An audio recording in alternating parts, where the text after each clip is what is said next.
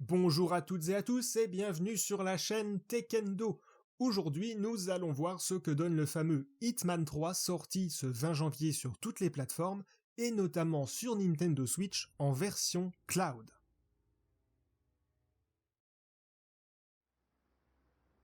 Alors pour ceux qui ne le savent pas, lorsque l'on parle de version cloud, on parle donc d'un jeu qui ne tourne pas sur la console que vous avez mais sur un ordinateur qui se trouve quelque part dans le monde, dans le cloud donc.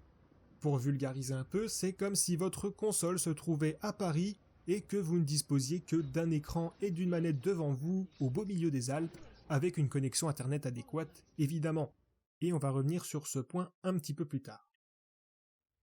C'est à la fois nouveau et pas tant que ça sur la Nintendo Switch de voir des jeux plutôt gourmands arriver sur la console dans une version cloud. Si vous ne le savez pas, Assassin's Creed Origins de Ubisoft est disponible en version cloud sur la Switch, au Japon, depuis quelques années. Et il en va de même pour Resident Evil 7, toujours au Japon. Plus récemment, en fin d'année 2020, c'est le jeu Control du studio Remedy qui a proposé une version cloud de son jeu pour la Nintendo Switch, mais cette fois-ci pour le monde entier. Quelques semaines plus tard, c'est au tour de l'agent 47 de monter à bord du Nintendo Train avec une version cloud qui sort le même jour que les versions PC, PS4, PS5 ou Xbox One. C'est un très bon point à noter. Je ne vais pas parler du jeu en lui-même aujourd'hui, de son gameplay, de sa qualité globale, mais bien de l'aspect cloud et technique du fonctionnement du jeu avec ce modèle d'accessibilité. Le gameplay que vous voyez sur votre écran a été enregistré tout à l'heure sur ma Switch dans la version de démonstration. Cela vous donne un petit aperçu de l'état du jeu.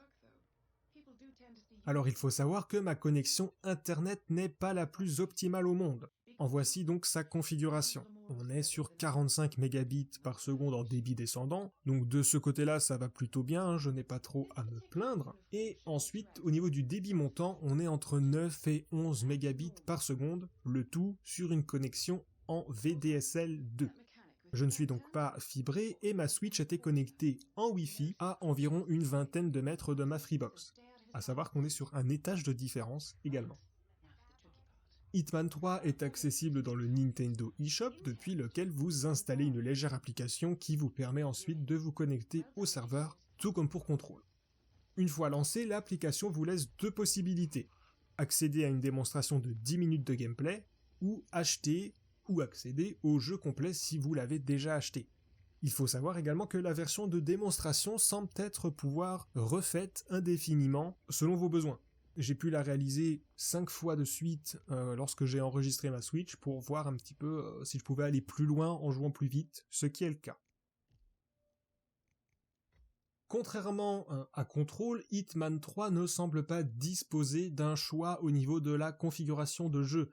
Le titre de Remedy, donc Control, permet de choisir entre un mode axé sur les performances, en 60 fps, et un autre axé sur la qualité visuelle, en 30 fps, et du ray tracing. Le tout en restant en 720p. Pour Hitman 3, la seule configuration possible semble être un 720p et du 30 fps.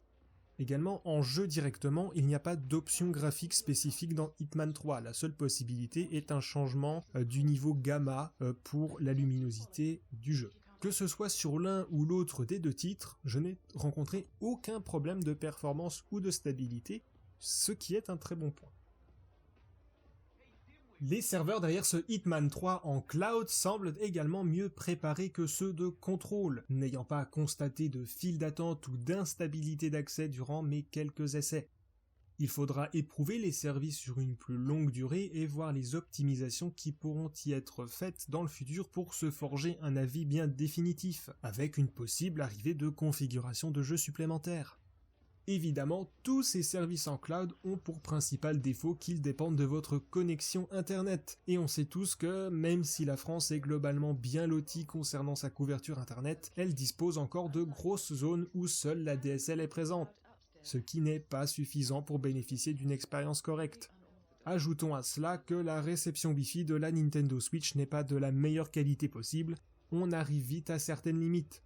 Ces versions cloud viennent également relancer le débat autour de l'aspect portable de la Nintendo Switch, ou de sa version Lite, puisqu'il devient vite plus compliqué de trouver un réseau adéquat aux jeux en cloud lorsque l'on se déplace ou que l'on se trouve tout simplement en extérieur.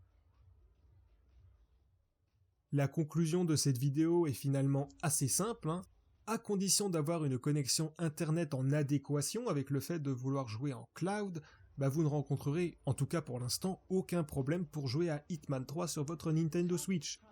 Par contre, vous devenez dépendant de votre emplacement géographique, mais aussi et surtout des moyens mis en œuvre par Nintendo et IO Interactive pour fournir un service de qualité, fonctionnel et surtout durable. Si les serveurs viennent à fermer un jour, ce qui arrivera forcément, hein, on ne va pas se le cacher, alors sûrement d'ici 5 ou 10 ans, hein, ou plus, eh bien vous perdez l'accès à un jeu que vous avez acheté au tarif fort. Là où des versions cloud à abonnement permettent de jouer à plus de jeux sans avoir à les acheter un par un. Hein, je parle notamment du Xbox Game Pass. On en a terminé avec cette petite revue fonctionnelle de Hitman 3 sur Nintendo Switch. Je suis curieux de voir les améliorations qui pourront être faites sur le service, notamment sur l'aspect graphique pour atteindre le 1080p, et également de voir le suivi plus global qui en sera fait et son évolution dans le futur sur les plateformes de Nintendo. À mon avis, nous verrons arriver d'autres titres en cloud durant l'année 2021. N'étant pas un adepte de ce genre de jeu, je ne me suis pas permis d'en juger le gameplay. Je souhaitais simplement voir comment cela tournait et si la qualité du service était de bonne facture, et ça semble donc être le cas. Je vous remercie d'avoir regardé cette vidéo, n'hésitez pas à me dire ce que vous pensez de cette version cloud et si elle vous intéresse. Si vous avez déjà acheté le jeu, faites-nous savoir si des options graphiques supplémentaires sont disponibles ou si vous appréciez tout simplement cette manière de jouer. Je vous laisse désormais avec la fin de l'enregistrement de la démo, hein, jusqu'à l'arrêt automatique du service proposé, comme ça vous pouvez voir un petit peu plus de gameplay et la fluidité du jeu.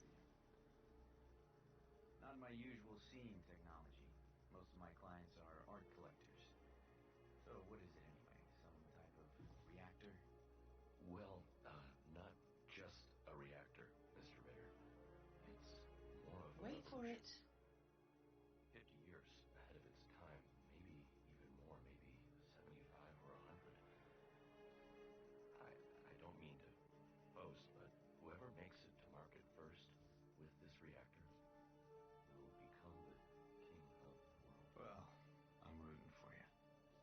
Now is your chance. Use your silent pistol or the client will notice. Wait, was it glass cutter? No.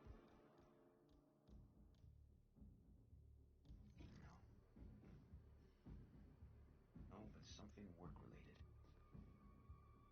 Maybe your childhood pet? You could try that. Just a moment, Mr. Norfolk. You have been compromised. Try and lose them and change your decline. Be advised, Initiate. ICA clients rely on our discretion and do not expect collateral damage. Look at all those stupid snobs. They don't even know what's going on.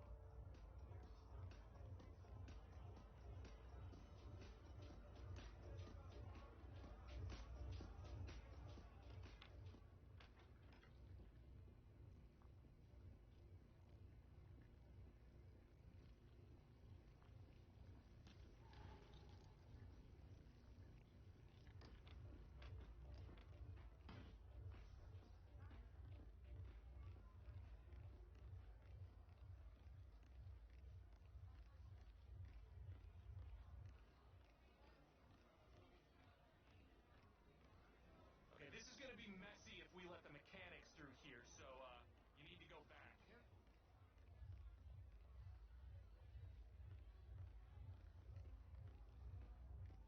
Get away from me.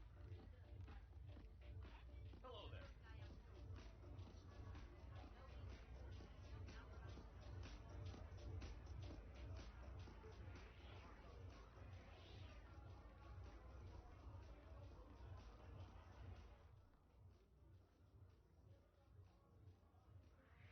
Hey, mister, who are you again?